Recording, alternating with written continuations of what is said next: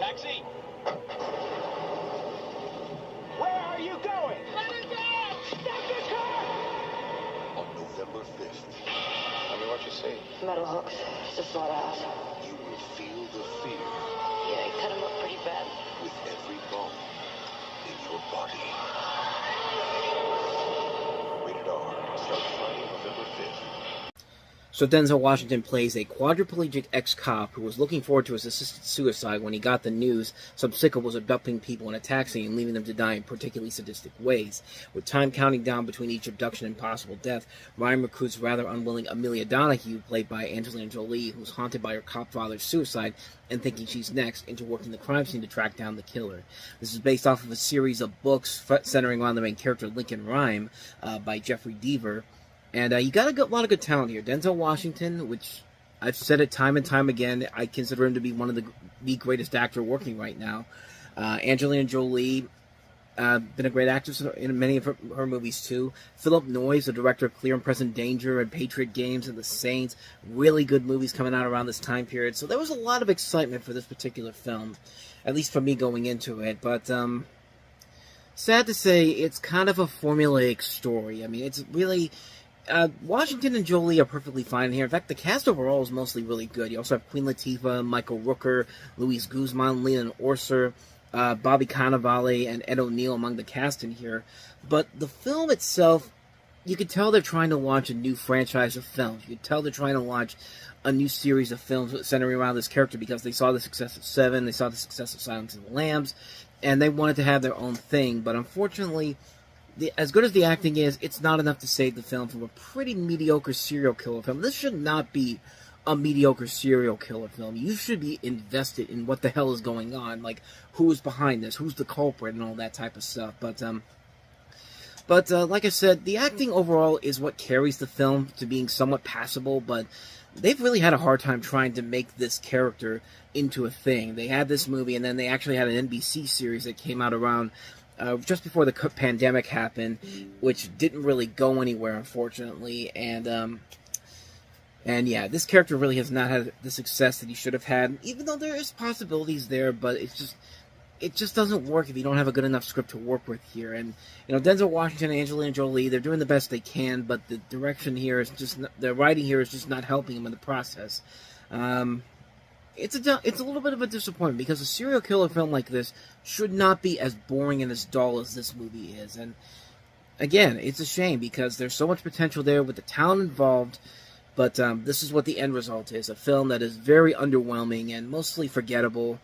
Definitely deserved a lot more writing into the script to make it somewhat redeemable in the end. But yeah, that's The Bone Collector, so let's go ahead and move on to our next movie, which is Chris O'Donnell and Renee Zellweger in the romantic comedy, The Bachelor.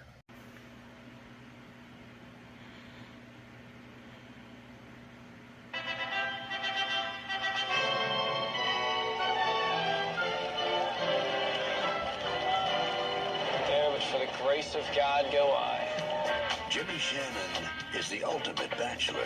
Future. That's how women start, by dropping words like future in a casual conversation. Next thing you know, you're drunk at a PTA meeting. He isn't afraid of marriage. I love when you act so brave. Something to keep in mind for the future. He's terrified of it. But being with Annie changed everything. You and I, in our relationship, have reached that place. Until he said the wrong thing. You win. Was that a proposal? I'm guessing you're not engaged. He botched it! Now, to inherit the family fortune, he has 24 hours to get married or lose it all. $100 million. But the only woman he wants Where's Ann? has made other plans. She left about a half hour ago. Hot assignment in Athens. We're toast. Not necessarily. Find someone else. Let's land you a trophy wife. 3 years will be over before we know it. 3. I may have misspoken. If you hadn't walked in here just now, I'd have forgotten you even existed. Thought of me next. There's only one man I know who would tell a broad she's third on his list. Yes or no? How could you strike out 6 times? Excuse me, 10. It's real easy for you guys to just sit there and tell me to walk away from the woman I love, but there's only one Ann. What about my daughter? She's 15. What, it's pretty late in the game for you to be Mr. Choosy. I think that's a good place to stop right there, okay, the next scene literally is Hal Holbrook basically telling the 15-year-old, "You're off the hook," and she's still in the wedding dress and all that, which, I'm not gonna lie, that the punchline was actually worth it when it was all said and done, but still, this is not a very good film. You have Chris O'Donnell, who is seeing his single friends get married one by one. He isn't too worried about his girlfriend, played by Renee Zellweger, when she catches the bouquet at his friend's wedding, played by Artie Lang. Suddenly, his wild Mustang days are numbered. He finally decides to propose to her, but he sticks his foot in his mouth and botches the proposal, which, really, I don't understand how you can botch that. But, bad choice of words, maybe, but the way the trailer put it out there, I'm getting off topic here, but being insulted by the defeatist proposal, Anne leaves town on an assignment. After she's gone, he finds out that his recently deceased granddad, played by Sir Peter Ustinov, will stipulate that he gets nothing of a multi-million-dollar fortune unless he's married by 6:05 on his 30th birthday, which is tomorrow. And you could pretty much see where this movie kind of falls apart. There's possibilities for a good concept here, a good storyline, but this goes for the really bad jokes that you think of, almost kind of offensively bad jokes at times, but the movie really does not work. It's not very funny. I think Chris O'Donnell was not the right person to be cast in this. I think this was kind of his last chance to still hold on to any kind of relevancy as a leading actor after Batman and Robin kind of killed that buzz, but he did good. He later rejuvenated his career a little bit thanks to NCIS LA, but at the same time, the movie just isn't funny. There's nothing about this movie that's funny or intriguing or interesting, and just like I said before, it feels kind of offensive at times to women. Like not quite as bad as what the actual Bachelor TV shows does when it comes to making women look offensively bad. But I've gone on topic on that for a number of times now. All I gotta say is, Dolphin Girl. Look up that picture from The Bachelor, and then you'll see everything I'm talking about. They tried to make that look sane, and like something that is so romantic, when in reality, that'd be the creepiest thing ever. But I digress. As far as the film goes, not very good. It's a film that I think, with a right writer, with a right director, not just some Joe Schmo off the street, because this director and this writer, I've never heard of them before. I don't think they've ever done anything of noteworthiness since then. But the whole concept overall is just really, really stupid and poorly executed. If it had a better script, they could make this work, and they just can't. And also, it also would help if your chemistry works too, but chemistry doesn't work here either, and it's just not funny. It's just not an endurable film whatsoever. It's a film that just really does not feel like a film that really should be this bad. There should be at least some potential to it. There's a great cast involved here. O'Donnell, Zellweger, Hal Holbrook, James Cromwell, Artie Lang, Ed Asner, Marley Shelton, Peter Ustinov, Mariah Carey's in this movie. You expect so much more with the people involved in this cast, but this is the end result of a very poorly mismanaged comedy that feels very offensive at times to women and how they look at marriage and all that, but this is not a very good film. It's a really, really bad movie. Avoid this one like the plague. So, let's try to end this on a more positive note. Michael Mann, he's always delivering some good stuff here. Does he deliver with The Insider? Let's take a look. I have to say, that threatens these people. Well, it isn't cigarettes are bad for you. He's only the key witness in the biggest health reform issue in U.S. history. He met an insider who was ready to reveal what no one else could tell. I was told, don't talk. Al Pacino. The more truth he tells, the worse it gets. Russell Crowe. I told the truth. It's not the point whether you tell the truth or not. The Insider, a Michael Mann film, rated R. Starts Friday, November 5th. So the story of The Insider, this is based off of a Vanity Fair article called The Man Who Knew Too Much, and it's a fictionalized account of a true story based also on a 60-minute segment about Jeffrey Wingman, who's a whistleblower in the tobacco industry, covering his and CBS producer Lowell Bergman's struggles as they defend his testimony against efforts to discredit and suppress it by CBS and Wingman's former employee. Al Pacino plays Lowell Bergman. Russell Crowe plays Jeffrey Wingham. You have Christopher Plummer, who plays Mike Wallace. You have Diana Verona, Philip Baker Hall, Debbie Mazar, Lindsay Krause, Hallie Kate Eisenberg, Stephen Tolarowski, Bruce McGill, Colin Feore, Gina Gershon, Michael Gambon, Rip Torn, Cliff Curtis. Phenomenal cast in this film. The movie was really good. It's definitely one of Michael Mann's most underrated movies. I liked it, and it kind of introduced everybody to what Russell Crowe would show in the years after this with Gladiator and A Beautiful Mind. And Al Pacino doing what Al Pacino does best. But unfortunately, the film was not a big hit. In fact, it bombed pretty hard at the box office. I think because they opened it wide. I think they should have just let the buzz on this build with a limited release and then let the people come in around Thanksgiving or around that time when there's no other big movies coming out around that time for adults. But they put this out there in a wide release, and it kind of crashed and burned. It's a $68 to $90 million film, and it only made $60 million back in the long run. So yeah, it was not seen as a big hit whatsoever, but it is a really good film. It's Michael Mann. Michael Mann does not usually make a ton of terrible movies. He makes very few bad films. I think the worst film he's ever made as a filmmaker was probably Black Hat with Chris Hemsworth, and even then, it was trying, but it just didn't. It was just way too slow and boring to really keep you invested in what was going on. But this is another one of those films that very much is very underrated. Should definitely be given another shot. If you're looking for some good underrated Al Pacino or Russell Crowe work, I'd say definitely check out The Insider. You will be very impressed with what Michael Mann does with this. Very good underrated film. Definitely check it out.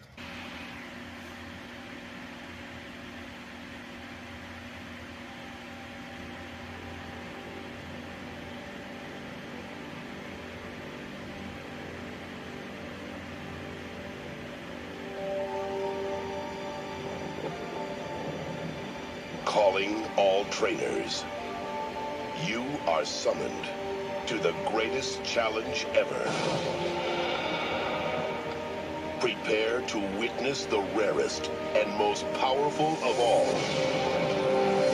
This fall, training is over, and the ultimate showdown begins. Kids WB presents the first Pokemon movie ever. Catch it November 12th. Pikachu. Only in theaters. And unlike Doug's first movie earlier in the year, there's a reason why this is called Pokemon the First Movie, because they had all these movies ready to go. Doug's first movie put that out there thinking that it was going to be that big of a success, and they were going to make sequels after that, and they never made another movie after that one. But Pokemon had the movies already ready to go, so they called it Pokemon the First Movie. And basically, you got the story here of a group of scientists offered funding into genetic research if they agree to try to clone the greatest ever Pokemon, Mew. The end result is successful as Mewtwo is born. However, Mewtwo is bitter about his purpose in life, kills his masters, and in order to become the greatest, he throws open a challenge to the world to battle him and his Pokemon. Ash and his friends are one of the people that get brought into this. They pass the first test and prepare for battle. However, they soon find out after further cloning and Mewtwo's ultimate plan to take over the world. So, before we get into this, I kind of have to remind myself of my nostalgia, because I did grow up around this time when Pokemon was the thing, in the late 90s, early 2000s. I have at least some recollection from where it all began. I might have been somewhat of a fan growing up in the time period. Anyone who knew me in high school and elementary school knew I was pretty hardcore into Pokemon at the time, but then again, most kids back then were. I watched the cartoon series. It was coming on just as we were getting Kids WB up where I live. And the movie was coming around the time to capture my zeitgeist. So naturally, as I got older, Pokemon and I went our separate ways. I really was into mostly the first 4 seasons of the show. And then, like most things, I moved on with my life and went on and so forth. And I did go see Pokemon the First Movie in theaters. I had the VHS. I used to watch it all the time. But I grew out of it, too, like I said. But when this came back to theaters in 2016, I figured, what the hell, I'll go back to see it just for nostalgia's sake. And let me just say right now, the movie does not hold up well with time whatsoever. It has not aged whatsoever. The story for this makes no sense whatsoever. And it's not like the movie isn't trying. The whole movie is centering around Mewtwo trying to find what his purpose is in the world after being the first genetically created Pokemon. You can understand the character's dilemma. He's trying to figure out what his purpose is. And we're not really given a reason to buy into his plight, because the movie starts off with him literally killing off the scientists who created him solely because he's been used as an experiment. Now, as I later found out down the road, in the original Japanese version, there was actually a reason why Mewtwo was cloned. The scientist was trying to find a way to clone his deceased daughter, and through visions, Mewtwo is told by the daughter that he's more than just a clone, but his own person. which would have made it a much better reason for that to happen in the original film, to lose it in the lab instead of just snapping and blowing up everybody like they did in the American version. Even the prequel they tack on the video doesn't make a whole lot of sense either. And on top of that, Mewtwo is supposed to be a Pokemon with psychic abilities, and yet shortly after the explosion, he's approached by the show's villain, Giovanni, leader of Team Rocket, to team up with him. And by team up, Mewtwo learns his purpose was to be a weapon for Giovanni's benefit. He's supposed to be psychic, and yet he can never figure out that he's being used by the bad guy. So not only that, but his whole purpose in the second half of the movie is so hypocritical as hell. I mean, his whole idea is that enslaving Pokemon is wrong, and what happens? He enslaves Pokemon, and in the ultimate form of hypocrisy, captures all the trainers' Pokemon with his own Pokeballs to create his own series of clones so they can take over the world, of course. And not only that, the plan makes no sense whatsoever. And the problem is that the movie builds on some pretty interesting and cool setups, like the scene where Pikachu is trying to escape from Mewtwo's Pokeballs. That's a good, pretty intense scene. The visual look of the island's pretty impressive. The cloning machine has a little bit of an H.R. Geiger feel to it. It's really cool looking. And the whole idea of Mewtwo and Mew going to combat each other while the clones and the others duke it out sounds like it could be epic and awesome to see, but then the ending starts. And boy, it's one hell of a cluster, you know. Where do we begin? It starts off with this lame song playing over scenes of Pokemon not even really fighting, just pushing into each other, and that's about it. And then just when you thought the hypocrisy levels couldn't get any higher for this, the next 10 minutes is nothing but a padded out message about how fighting is wrong and how Mewtwo can't understand why this is wrong. And I'm sorry, but for a franchise that exists solely because the monsters fight with each other to just all of a sudden now say it's wrong to fight, that's the ultimate form of hypocrisy, and it just pads on and on and on, and it makes no sense whatsoever why it's here. If there was a scene in the film where they show the difference between a normal Pokemon fight and the type of fighting what Mewtwo is trying to do, then it would make sense, but there's nothing different about how the Pokemon fight near the end and the fight from the beginning of the film, and so none of this talk about how fighting is wrong makes any sense whatsoever. And then Ash has to intervene, gets turned into stone. Again, never explain how that happens. It just happens when Mew and Mewtwo attack at the same time. And after all this negativity I've been giving the ending, I'm not going to lie. When Pikachu cried and tried to resuscitate him and then he realized that he couldn't do it, it's genuinely heartbreaking, mostly because of what those two have been through since they met in the beginning of the series and all that Ash has done to protect Pikachu. It's a good emotional scene that does feel genuine and effective, but then they ruin it. The movie destroys it with this ridiculous bull about how all the tears of the Pokemon somehow brings him back to life. Yeah, how does that work? I mean, if you're going to go the Peter Pan route where you have to say, I believe in fairies, like, you have to be a little bit more clever than that. Care Bears 2 tried to do that, and that was not clever either. And if I'm saying that that's not as clever as Care Bears was, then that's a serious problem here. But again, the Japanese version kind of explains it a little bit better by saying that the tears are the key to life, which is still off, but it at least serves as a better reasoning for what this movie does. And so they stop, Mewtwo and Mew stop fighting, they all fly off with the clone Pokemon, and they all live happily ever after, and then, just for the fun of it, Mewtwo wipes everybody's memory, and just like that, the entire movie becomes pointless. Mewtwo manages to put everything back in the same wharf area they were at the start of the movie, with Mewtwo's storm still going on, which, if Mewtwo had wiped all the memories, why couldn't they go back to where they were before they got the invitation to the island? Why back at the wharf? Why would the storm still be going on at this point? And that just makes this movie make no sense whatsoever. The plot holes in here make no sense whatsoever, and it's a disappointment watching it all these years later. As a kid, yeah, you get into it because you see the Pokemon on the big screen, and you could just nowadays, you could clearly see that 4Kids had no real intention on making this make any sense because they knew they were going to make the money from this. They just put this out as quickly as they could. This thing came out over a year after Pokemon made it into the zeitgeist here in America, and they put it out so they can get it out within the shows and trading cards popularities. It's the literal form of a cash grab at its worst. Now, at times, the animation does look nice, the music does its job nicely, there are some good ideas overall. The movie overall is just a failure because of a bad story, bad motivations, a forced and hypocritical ending with a message that goes completely against the spirit of what the purpose of the original storyline of the franchise was supposed to be, and the end result is a 100% pointless film. The funny thing is, the sequels that came after that were much better and more in line with what you would expect from the Pokemon mythos, and those ones were not as successful as the first film was, which is a shame, but we'll get to those ones as we move along here. But if you actually go watch if you're actually going to watch a Pokemon movie again, go watch the other ones. Go watch 2000. Go watch 3. Hell, go watch Detective Pikachu. You're going to get a lot more than you'll get with this movie right here. I mean, seeing it in theaters was pretty cool, but as a kid, as a grown-up watching it again, it does not hold up well over time, unfortunately. So that's Pokemon, the first movie. Very lengthy review on that front, but let's go ahead and move on to Kevin Smith's newest film, Dogma. What do a single white female, 2 prophets, Guys, I guess just don't fall in the sky, you know. the 13th apostle, Oh, that. and Let me guess. The 14th apostle. have in common? They're all trying to stop 2 fallen angels from destroying all existence. Outstanding work. Dogma. You knew Christ. No, brother owes me $12. Rated R. Starts Friday, November 12th in theaters everywhere. So this was Kevin Smith's follow-up to Chasing Amy, which kind of was a return to form for him after Mallrats didn't do so well. But this is a film where you have Ben Affleck and Matt Damon as 2 fallen angels who plan to employ an alleged loophole in Catholic dogma to return to heaven after being cast out by God. But his existence is founded on the principle that God is infallible. Their success will prove God wrong, thus undoing all creation. The last scion and 2 prophets are sent by the Seraphim Metatron to stop them. And you have characters such as, you have a cast that also includes George Carlin, Linda Fiorentino, Janine Garofalo, Chris Rock, Jason Lee, Salma Hayek, Bud Cort, Alan Rickman, Alanis Morissette, and Jason Mewes and Kevin Smith. A lot of the people that you see from the Clerks films are in this movie.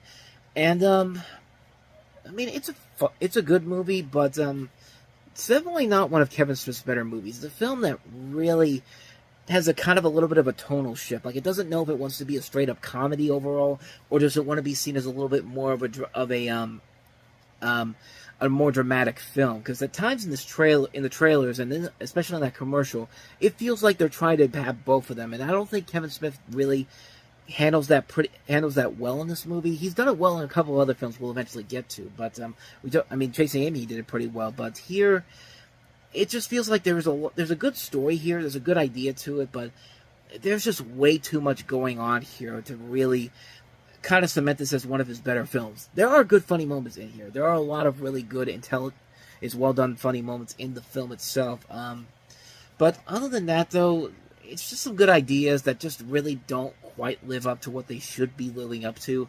It just kind of feels like he's kind of repeating himself, but I get what he's trying to do. He's trying to do something a little bit different, but I don't know. It just feels like a mixed bag of a film. It's not one of my personal favorites from him, but it's a decent enough film. I would say it's worth a watch if you want to see some Kevin Smith stuff where he's trying something experimental and it actually succeeds, unlike the stuff he did later on down the road with stuff like Tusk and Yoga Hoosiers. I don't know what the hell Yoga Hoosiers was all about, but this, it's fine for what it is. Could have been a lot better, but as it is, it's perfectly fine for what it is. Let's go on to our next film, Luc Besson's The Messenger, the story of Joan of Arc. Give me an army that will save France from her enemies. At 16, she convinced the king. With half of France in the hands of the English, what have I got to lose? The other half. And inspired an army. Does she even know how to ride a horse? She knows. 500 years later, her passion is still changing history. None of us love me!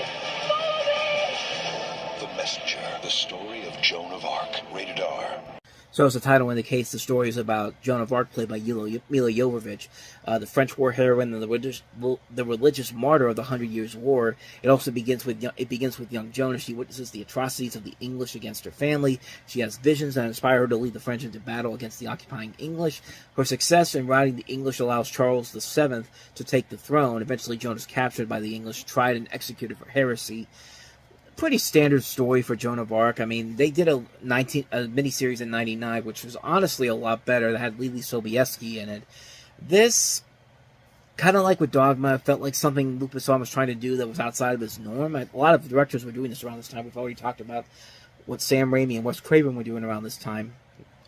But kind of like with those directors here, it just feels like there really wasn't a whole lot to this film to make it work. It doesn't have that edge to it. It's way too long. It's almost 3 hours long. And I'm sorry, man. I just do not get the appeal of Mila Jovovich. I've never liked her as an actress. I've only seen her in a couple of one or two things that I've actually liked her in, but I've never liked her as an actress. I don't think she's that good, but that's just me personally. I feel like this is a film that could have been a lot better if they had actually made it more interesting and not have something that we've seen done over and over again, and had it been a lot shorter. This really should have been a much shorter film. But, yeah, for 3 hours long, you need to have something more interesting and more epic to really work with here. Like, look at what happened with Oppenheimer and Kills of the Flower Moon. Those were made by people who knew how to keep you entertained throughout the course of that runtime, even though it was a long runtime. But here, there's not really a whole lot there to really make it stand out. It's a really boring film. Not that engaging, not that exciting. Hard skip on that one. So, with that said, on to the next film. Susan Sarandon and Natalie Portman in Anywhere But Here. About mothers and daughters, since Terms of Endearment is also one of the true Oscar contenders of the year. Anywhere But Here is a triumph. Susan Sarandon is positively staggering. Natalie Portman is flawless. Both delivered Oscar-worthy performances. Even if she's ruining your life, there's something about my mother, some romance, some power. She is the reason that I was born. Anywhere But Here, rated PG-13. Tomorrow, only in theaters. You know, just because you keep saying it's Oscar-worthy, doesn't mean it's actually Oscar-worthy. In fact, this thing was not Oscar-worthy. In fact, the only thing it ever got was a Golden Globe Award, and even then, a Golden Globe Award really isn't saying a whole lot. I mean, but Anywhere But Here, this is a story basically kind of like Terms of Endearment, where you have a fed up with her small town Bay City experience. You have Susan Sarandon playing a woman who leaves her family and second husband and heads for Beverly Hills with her daughter, played by Natalie Portman. The teenager resents the move, and her mother, always flamboyant behavior, and Terms plans to get away from the university on the East Coast. And Mom's plans are different. She wants a movie star for her daughter. So it's basically trying to attempt Terms of Endearment all over again, and it's just not a good movie. It's a film that, like I said, it's trying way too hard to be the next Terms of Endearment, to be that next big weeper film that wins all the Oscars. And I'm sorry, Terms of Endearment was a good movie, though. This is just not. I mean, this is a film that is just literally screaming Oscar bait. And I like Susan Sarandon, I like Natalie Portman. They've won Oscars in the past and present, but man, this was just a dull movie. This is a film that is trying desperately for an Oscar and just fails on so many levels. Even though it's got a really good director behind it. Wayne Wang is a great director, but man, he misses the mark on this one big time. This is a film that just didn't work in the long run. Avoid this one like the plague at all costs. So let's go ahead and move on to our last film, Usher, starring in Light It Up. This all began because of the conditions of our school. I'll never be listened to. You want folks so you take a cop hostage? Get meeting. They're coming in here. You guys are gonna get killed. What we really want is respect. If anything happens, that means the rest of your life. The producers of Soul Food. Give us what we asked for. Green light. Light it out. Rated R. Wednesday. Only in theaters. So the story is, you got these five high school seniors. One of them is played by Usher, one of them is played by Robert Richard, one is Rosario Dawson, one is Fred Astaire, and one is Sarah Gilbert. And you have them and one sophomore played by Clifton Collins Jr., who hold a wounded police officer hostage and barricade themselves inside the school. And there was a movie kind of similar to this a couple of years prior to this, Toy Soldiers, back in 1991. That's the first thing I kind of thought of with this film, and I thought the trailers for this looked kind of interesting, but watching the film when it was all said and done, it's kind of a disappointment, considering the talent that they have involved in here, and the fact that this director actually studied under notable directors like Francis Ford Coppola and Ridley Scott, so he knows from watching a master at work on that, but masters at work working on this, but this is the first film I think he ever directed, and actually, let me double check just to make sure here. I think, let's see.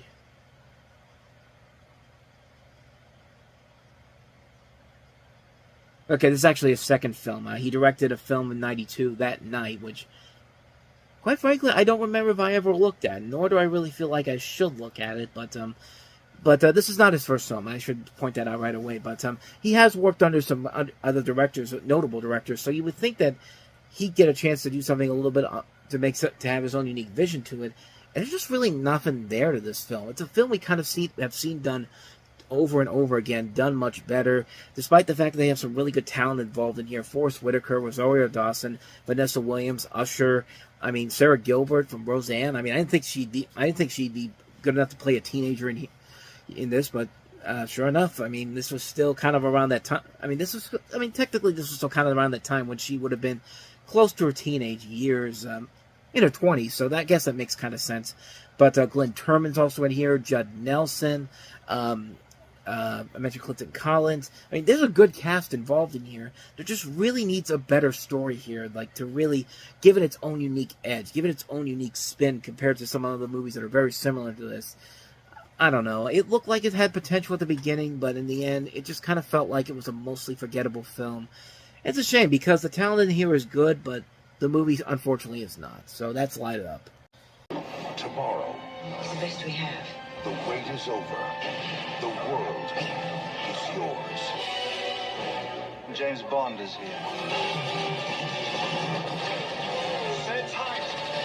I have to get back, or somebody's gonna have my butt. Plus, that was fast. Why am I suddenly worried they're not carrying enough insurance? On November 19th, The World Is Not Enough, rated PG-13, starts Friday. So the 19th film in the James Bond series, the third to star Pierce Brosnan. The story is that you have the assassination of a billionaire, Sir Robert King, by the terrorist Renard, and Bond's subsequent assignment to protect King's daughter, Elektra, who had been previously held for ransom by Renard. During his assignment, Bond unravels a scheme to increase petroleum prices by triggering a nuclear meltdown in the waters of Istanbul. And, as much as I criticize Tomorrow Never Dies for being kind of a huge step down from GoldenEye, I certainly enjoyed that more than this pile of garbage, which, surprisingly, is not the worst of the Bond films. We'll eventually get to that with the next Bond film, but, at least Tomorrow Never Dies had some pretty cool deaths in it, but this is a dull, mediocre movie. This is the story is just lame, it's predictable, the characters are very forgettable in here. Do I even need to say why casting Denise Richards as the Bond girl was a really bad idea? There's a couple of things where I thought, okay, this is a really cool idea. Let's see where that pans out.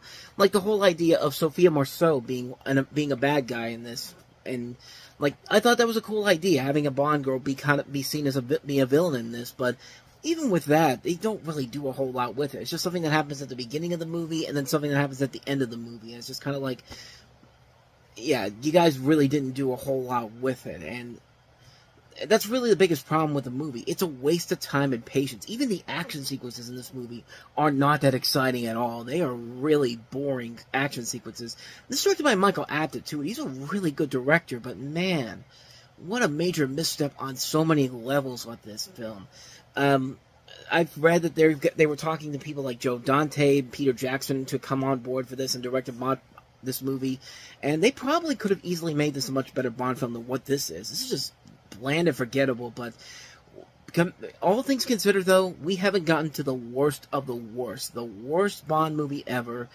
That's going to be coming up next, so we'll see in 3 years for that one, for Die Another Day. But as far as The World Is Enough is concerned, The World may not be enough, but a better director would be more than enough to fix this movie. I would say that, but so that's The World Is Not Enough. So let's go ahead and move on to our next film, and that is Tim Burton's Sleepy Hollow. Who was a horseman never will be a horseman. Ichabod? You can lock the door. You can bolt the windows. But can you survive the night? From director Tim Burton, Johnny Depp, Christina Ricci.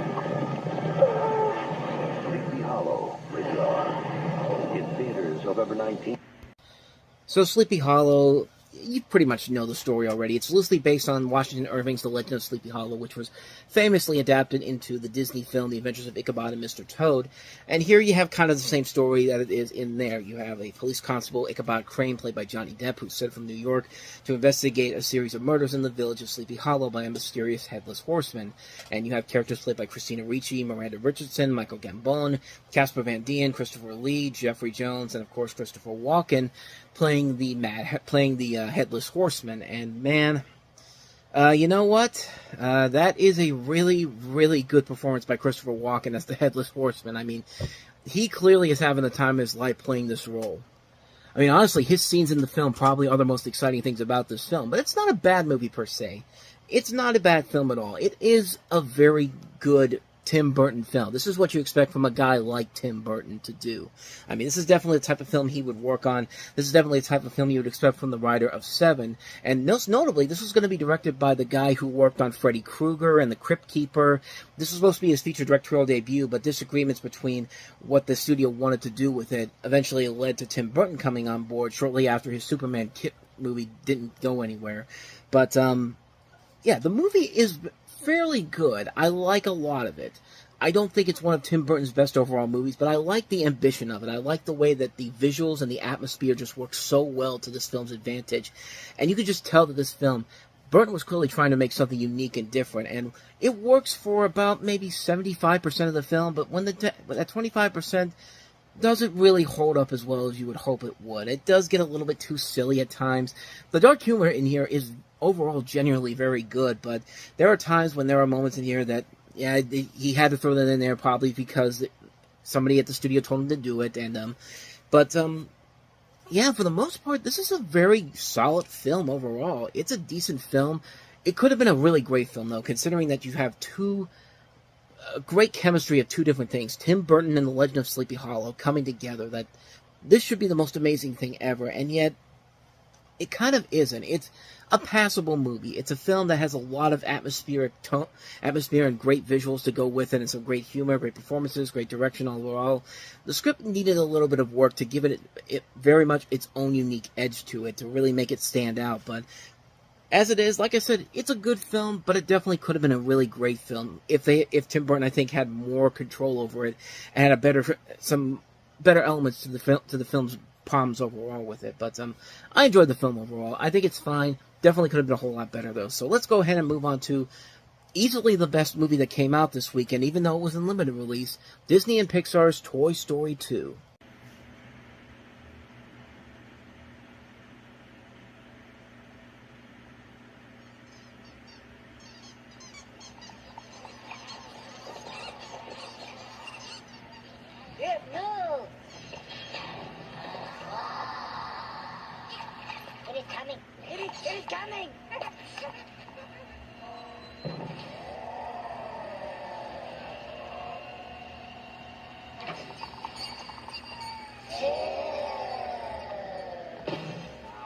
Howdy, folks. It's good to be back.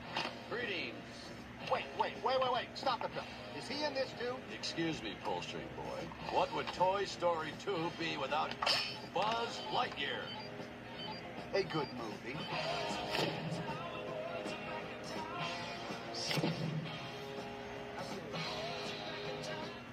This is, of course, the sequel to the first computer-animated film ever released, which was Toy Story, which means that this is also the first sequel based off of the computer-animated film and Pixar's first sequel in general.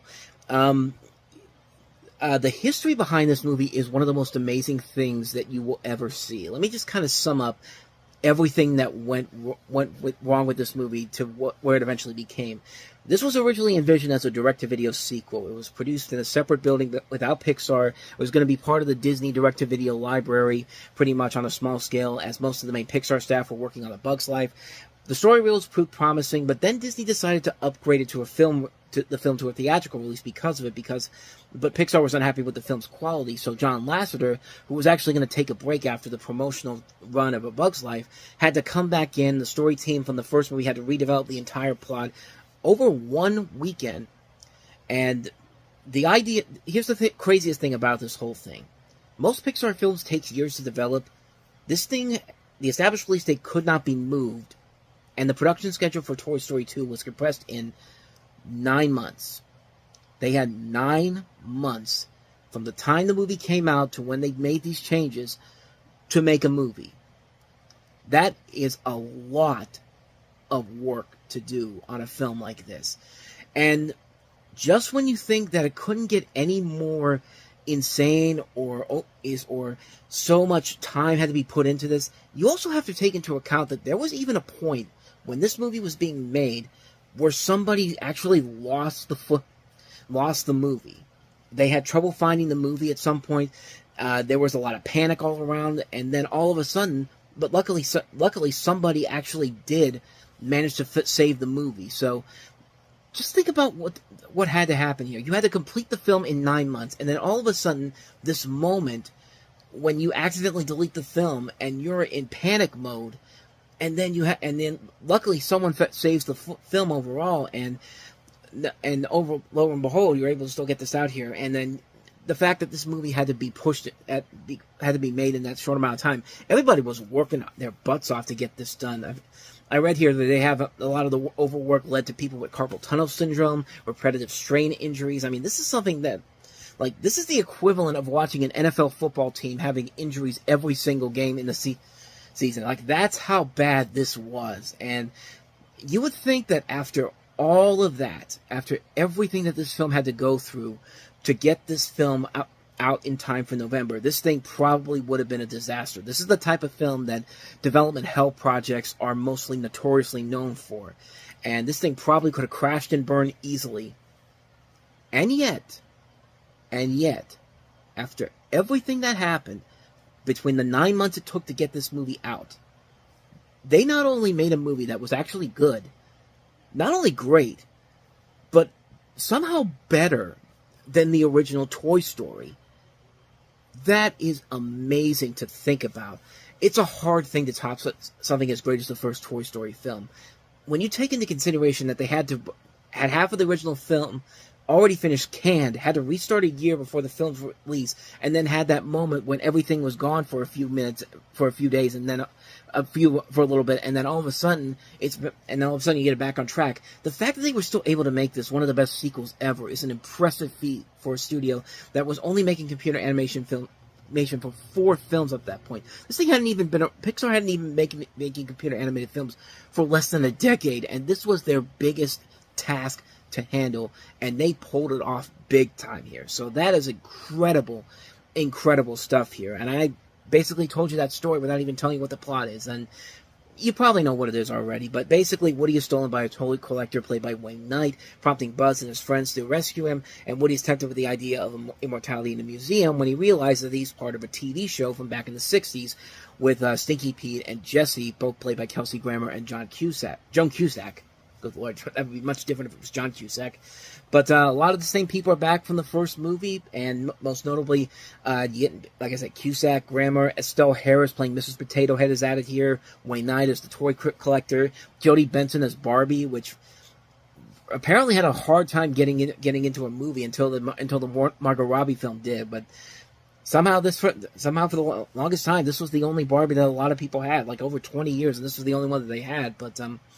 But like I said, man, this is an amazing sequel. The fact that they had all that going on behind them, and they were able to come up with a story that not only really works and gives the film a lot of maturity too. There's a lot of good emotional moments in here, like Jessie's song, the song that she sings in the movie when she talks about her original owner. And like you kind of, and there's a point where you do want Woody to really think about this. Like, does he really want to go back to being with Andy's toy? To know that, or accept the idea that he has kind of a small family here that they can last forever in here, and you do kind of feel the dilemmas here. Like there's not an element in here where something is forced into this film that doesn't feel genuine or doesn't feel legitimate, and it does have I will admit, kind of a twist that you don't see coming at first. Like, even after a couple times you see it, you do kind of catch on immediately, but that first time you see it, it's just kind of like, oh, I didn't see that coming at first. Like, but on top of that, they all add all these other elements to it. The comedy is much better, the animation is much better, the storytelling is much better, the music is great. Randy Newman does another great job with the score. This is a phenomenal film. I mean, it's amazing how the Toy Story series had 3 great films that somehow got better and better and better with each film. And even with Toy Story 4, which I know a lot of people really did not like, but I still like it. I still consider that kind of a bonus film to the Toy Story series. No, it's not as good as the other 3 films, but it's still a really good film. And it does serve as a nice serviceable conclusion for Woody's storyline in that film. At least I thought it did. But yeah, Toy Story 2 was a massive achievement on so many levels, from the fact that it went through all that trouble in production to have it come out as the great film that it is. That takes a lot of balls to get that done within 9 months. And you got to give the guys at Pixar a lot of credit for making that happen. And because the hype of the film was so strong, the film did massive gangbuster numbers. Went on to gross $500 million, won a Golden Globe for Best Motion Picture Comedy at the Golden Globe Awards. This thing could have easily been nominated for Best Picture at the Oscars, but of course Toy Story 3 later went on to do that. But, I mean, it's a classic film. It's a classic film on so many levels. I mean, what more do I even need to say about it? Toy Story 2 is one of the great animated films of all time. The fact that it surpassed the achievements of the first film is amazing, and not much more you can say about it. Toy Story 2 is a massive achievement on so many levels, and one of the best animated films you'll probably ever see. Toy Story 2, if you haven't seen it by this point, for God's sakes, go out and see it. Stop what you're doing and go find it somewhere. Go to Disney Plus and watch it. I mean, there's so many different ways to watch this movie. Just go out there and watch it if you haven't seen it already, which most of you probably have, but there's probably that one person out there that hasn't, so get out there and go see it, man. Jeez. 1,000 years,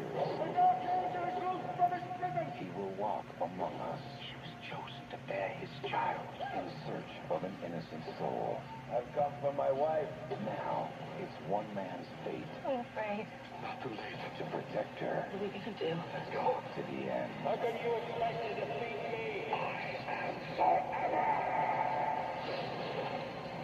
End of Days. Rated R. Now playing.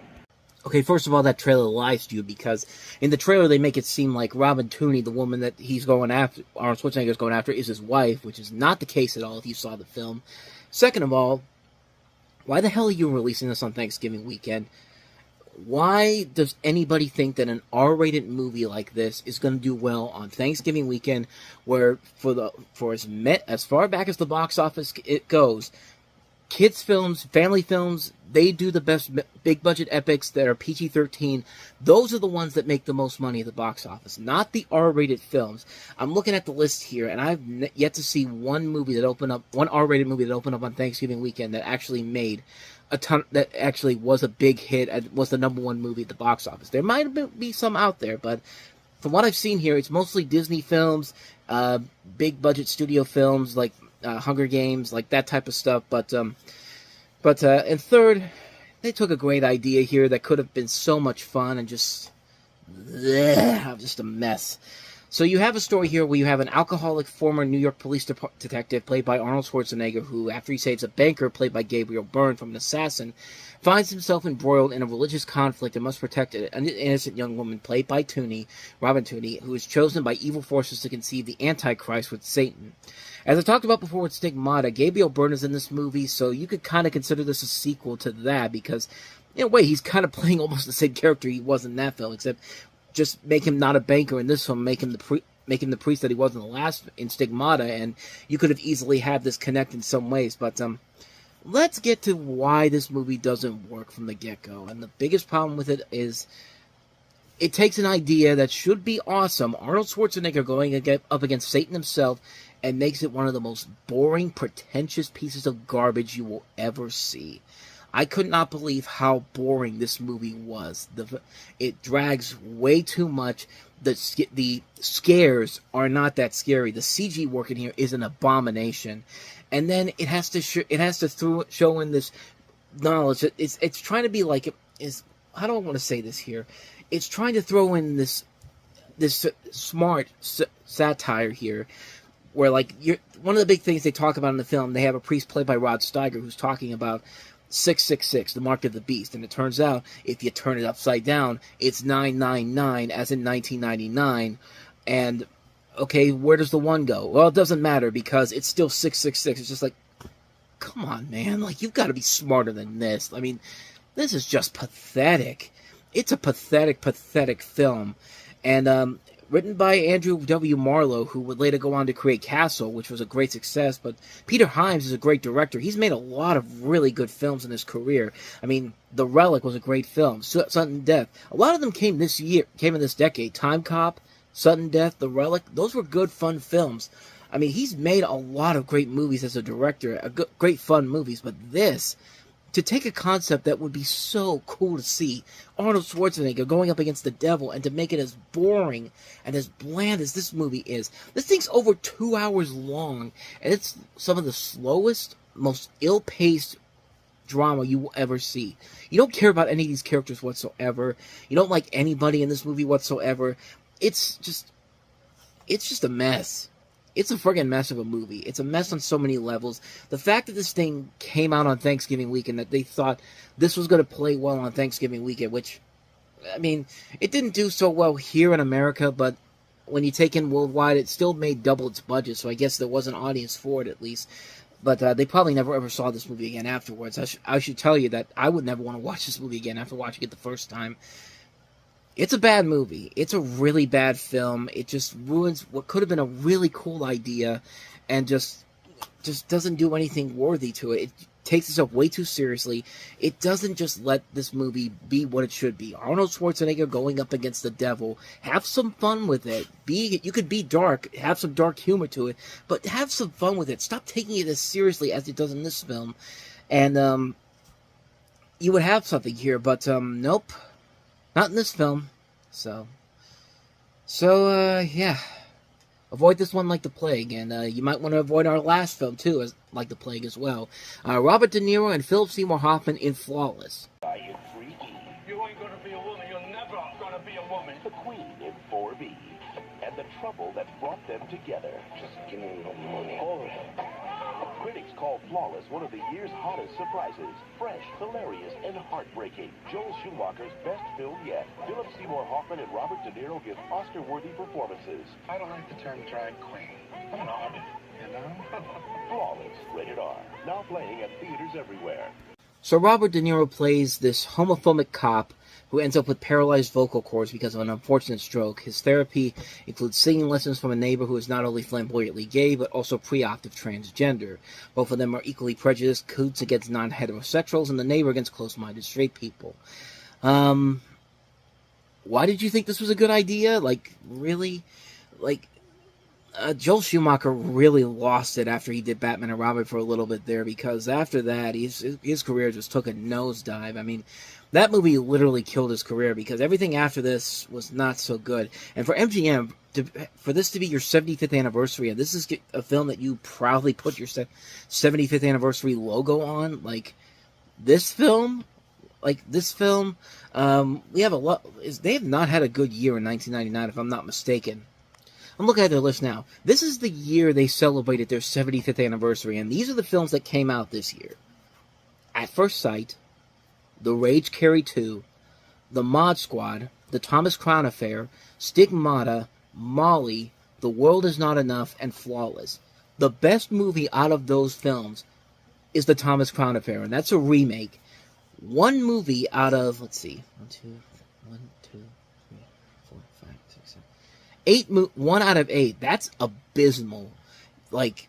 And this film, I don't know what they were trying to do with it. I mean, yeah, Robert De Niro and Philip Seymour Hoffman are terrific actors. They can carry a film like this, but the movie itself is just really just all over the place. It doesn't know if it wants to be a buddy cop movie or like a buddy action comedy in any way, like kind of an action comedy equivalent to something like Priscilla Queen in the Desert or Tu Wong Fu, but I mean, it's a mess of a film, and it's a shame because Philip Seymour Hoffman is good in it, so is Robert De Niro.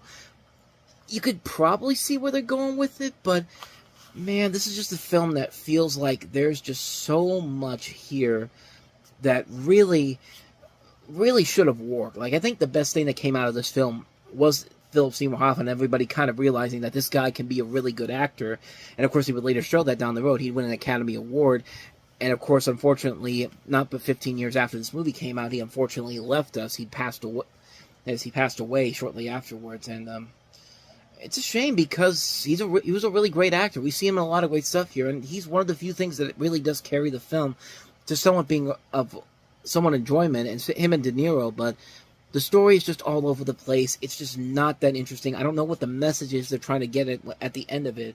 But it's a mess of a film, and like I said, this was back when Joel Schumacher's career really fell downhill after this. I don't think he made a relevant film again until something like a Phone Booth, or even the films that weren't terrible weren't great either. Stuff like The Phantom of the Opera is not a great movie, but there's still some elements there that are okay, that are fine. The Number 23 is one of those so bad it's good type of films.